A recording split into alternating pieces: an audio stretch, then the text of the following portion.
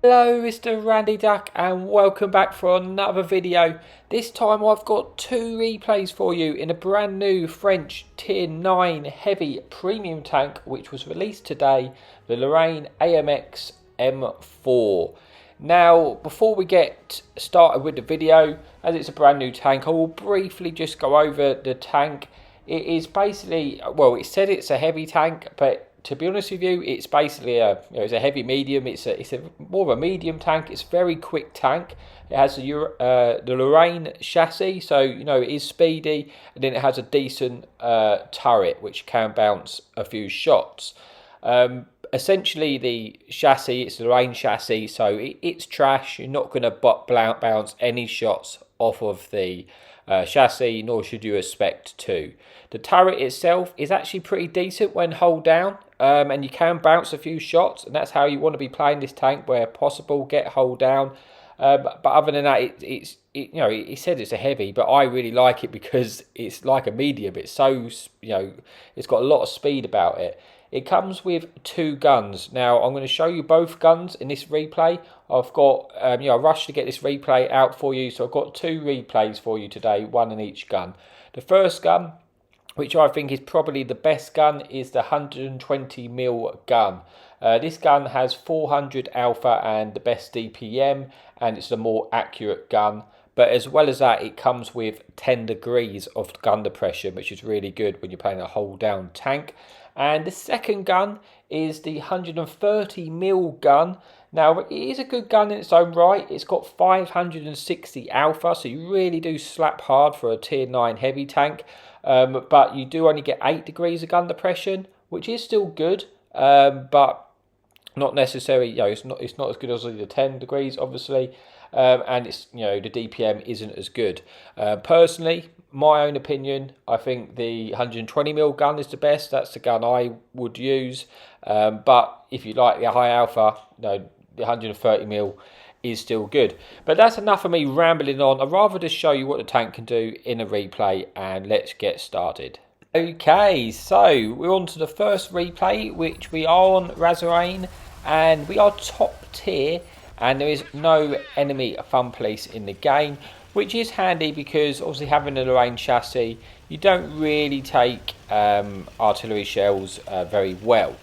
But what we're going to do is, as you can see already, the mobility of this tank, it can get to 60 kilometers an hour. Sometimes it's a little bit sluggish off the line, but once it's got to top speed, it can maintain that, and you really do shift for a heavy tank. Like I say, it is classed as a heavy tank, but it's almost like a medium, although it doesn't have any camo, and the view range, to be honest with you, even for a heavy, is not very good. So you definitely want to be running optics, in my opinion, on this tank. But it has the speed of the medium tank. So I'm going to play the other side and look to try and get underneath this ridge, because I do have a lot of support coming with me, and hopefully we can win this side as quickly as possible, and then go where needs be. This E50M is coming straight over. I am going to get a shot into him, and you can just see I actually low rolled, but you really feel it with this big gun when you do hit the shots. And like I said, the big gun is still good. There's nothing wrong with the big gun, and you definitely can have some good games with the big gun. Just my preference is, well, I prefer the single, the shorter reload but more accurate. One other thing I forgot to mention is the shell velocity on this big gun. It really isn't very good, and the shell velocity on the small gun is really decent. So you do have to aim your shots, lead your shots a little bit with this big gun, but I guess that's a trade-off for having that big alpha. So we get another one into the heavy tank, and we're already on to 1,000 damage. Now we're just trying to wait until the T-57 isn't looking at us, because we don't want to get caught in that situation and get clipped out by that tank.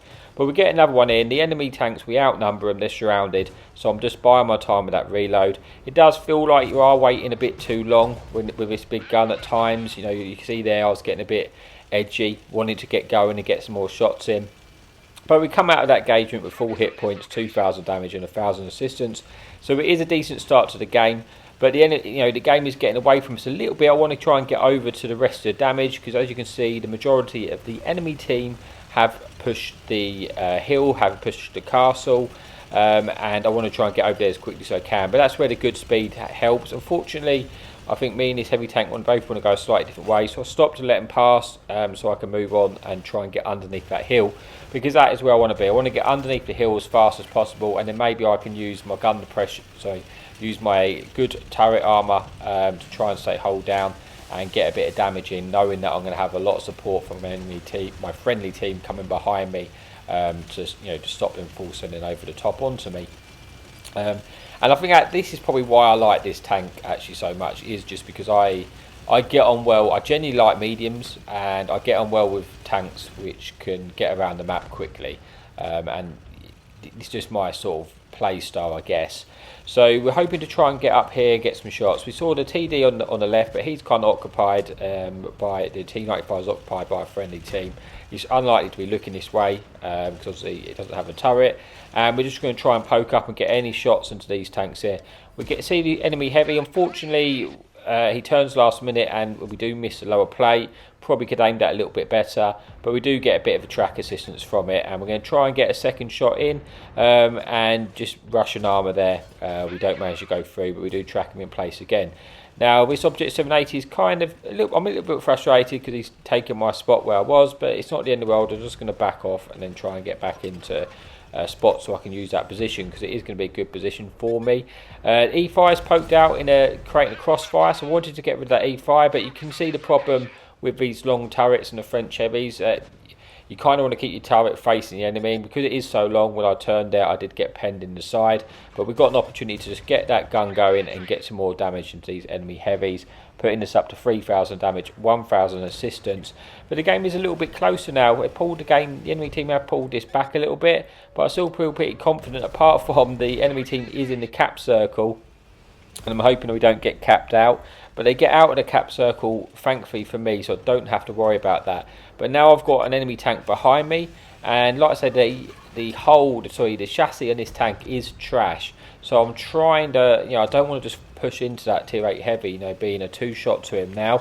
It's a little bit awkward, so I kind of want one of my friendly teams to help me. I'm trying to get close as I can, but try and stay hold down. Now, if I had the smaller gun, maybe I might have been able to work an angle to get a shot in, because also you get that extra 2 degrees of gun depression, which you don't on this bigger gun. But as it is, I'm struggling to get a shot in without, trading one in return, which I don't want to do. I can't quite get a shot, so I decided there's Lorraine crossing. That's a dangerous tank. I'm going to try and, because with a big clip potential, so I'm going to get a shot into that Lorraine and then pull back round wait for my friendly team to help me. But now the enemy this heavy is getting pushed back. Our friendly team has gone in on him.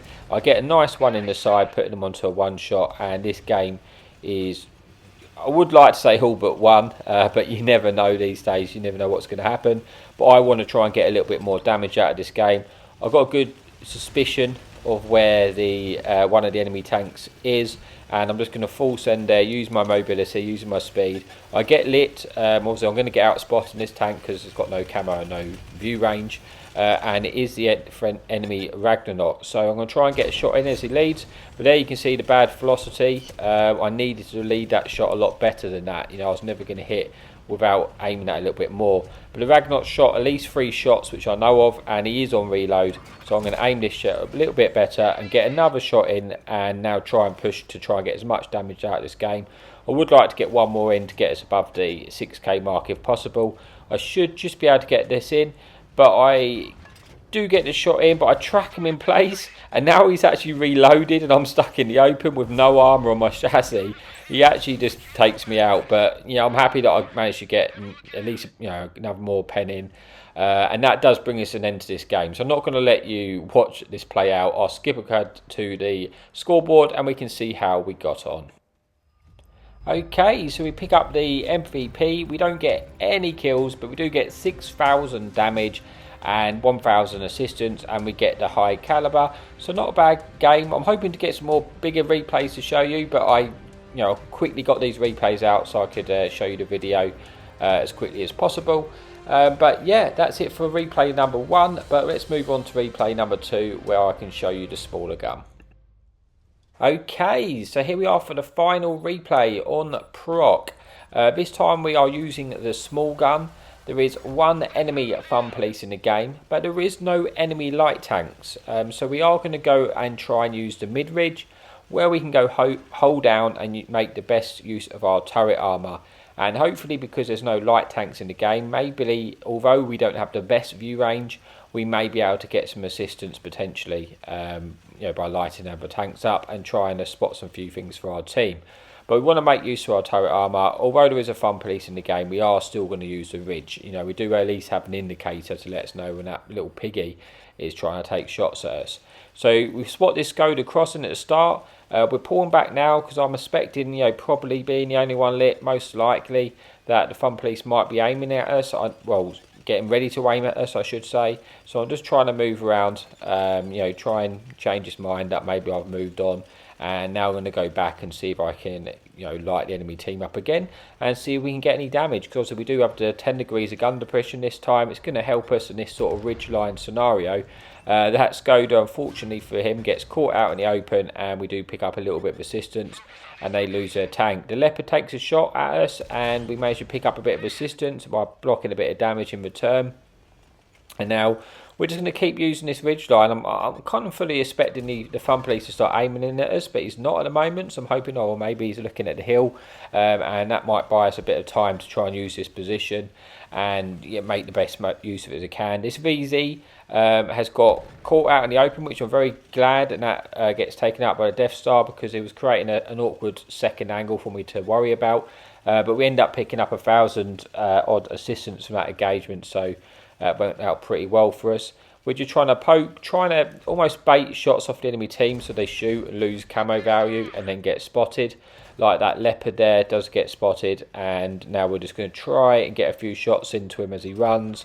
Not quite possible, but we're just going to keep trying to play this ridge because the fun police isn't looking at us, and we've got shots, so there's no real reason for me to move at this point. As you say, it's difficult to outspot anything because of the poor view range, but when they shoot, they'll lose camo, and that's when you've got a chance of spotting them. The E5's got an awkward angle. We're going to try and get a shot into his cupola, but he does get caught out there and loses almost all of his hit points, and we pick up a little bit more assistance as well. Still pretty even game. Again, the Leopard tries to loses some camo value. The enemy Foch does, and we pick up a lot of assistance off of that tank. And the Leopard's now escaping, and we're trying to try and get a shot into him. And this is where the shell velocity of the 120mm is very, very helpful, because we never would have hit that shot with the 130mm because we wouldn't have had time to lead the shot. We get another one into Foch, putting him on the one, hoping he's going to get taken out by our friendly team. But that's not quite happening yet. We're looking, and we just managed to squeeze in the kill. Again, I probably wouldn't have hit that shot with the bigger gun. Just because you just wouldn't have had the shell velocity, you just wouldn't have had the time. So we're having a decent game. Picked up 3,300 assistance, picked up about 1,600 damage on our own, and blocked 1,100. But I'm going to try and progress this game now and actually push into the ball to try and extend my view range a little bit further, and with hoping that our friendly team actually wins the one line. But I get shot there by a tank, a TD, which I'm guessing is the T30 by the amount of damage he did to us. It's not the Turan. And the T30 is spotted now in a really awkward situation. And thankfully, hopefully he's just going to be able to get taken out. We should be able to get another shot into them. And we do. And yeah, he shouldn't last long in that scenario. And he does get taken down by the S-Bahn. But unfortunately for now, the fun police has sort of knows where I am. I've not really got anywhere to escape in the bowl either, so this is a bit of a situation with the fun police aiming in us. Thankfully the reduced splash damage does help us there, and it doesn't do too much to us, but we picked up a lot of assistance by that push by spotting that T30. You've got 4,200 damage, and I am still picking up more assistance, and there's still quite a lot of meat in this game, but the fun police is going for me, so I'm trying to do the best I can to bring him to where the water is and try and make him miss his shot. And now it's getting to a situation where this E5 in front of me, that's a tank which is going to proxy spot me every time I poke for sure. So I really need him to be taken out, being that he's a one-shot. So I'm trying to pull back and hope, just wait for this E5 to get taken out, because once it's taken out, then I'm going to have a better reign at it to try and get some shots in. I don't really want to poke at the moment, just because I know the fun police is going for me. Second I get spotted is going to make situations difficult for me to keep getting shot at by that fun police, but it doesn't look like it's going to get taken out, and we've got an opportunity to take a shot at this 52B. We do take the shot and we bounce the shot in return, because like I say, the turret armour is decent. When you are hold down, you can block shots. It's just that the the whole armour of this tank is trash, but then it has to be, otherwise you wouldn't be able to go at 60 kilometers an hour. That would be broken. So it just kind of balanced it out for a little bit. But this game is turning right in our favour now, and I'm getting ready to just full send across so I can spot them. I know there's tanks sitting at the train track, and I know that's a good chance where the fun police is. So I want to just try and lose my spot, and then I'm getting ready to think, you know what, we're pushing down the 1-2. The 1-2's clear. I know where the enemy tanks are now. I'm just going to full send there as quickly as I can, hoping that I get there first, light the enemy tanks, and potentially pick up a bit of assistance. I took a blind shot there because I saw where a shot was coming from. Unfortunately, it doesn't hit, but it is the 50B. I'm going to stop and see if we can get one shot in. We don't fully aim it, and unfortunately it misses, which is a shame. Maybe I should have waited a little bit longer, but I was trying to snap that shot in. The Terran gets spotted because he fires. We get one shot into him in return, and now we're just full sending to try and get some more shots in before they escape, because we know this game is won now. There's a piggy, which was giving us a little bit of grief earlier, so we get one in. He quickly gets taken out, picking up a little bit more assistance, and now it's just how much damage can we get at this end of the game. Get a nice shot into the Terran, and we're just hoping, we don't want to eat a shot off the Terran because he could potentially one-shot us if he does a filthy high roll. We're looking to try and get a kill on the Leopard. Unfortunately, it gets taken out before we get an opportunity to, but we do get the finish on the Terran, bringing this an end to the replay and the video. So let's just see how we got on in that game. We got 2 kills, 4,200 damage, 5,000 assistance, 3,000 blocked. So we've got about a 9,000 combined game. And yeah, like I say, I'll probably play this tank a bit more, get some bigger replays for you, but I wanted to get this tank out so you could see what it could do. So as always, your support has been fantastic, and happy tanking.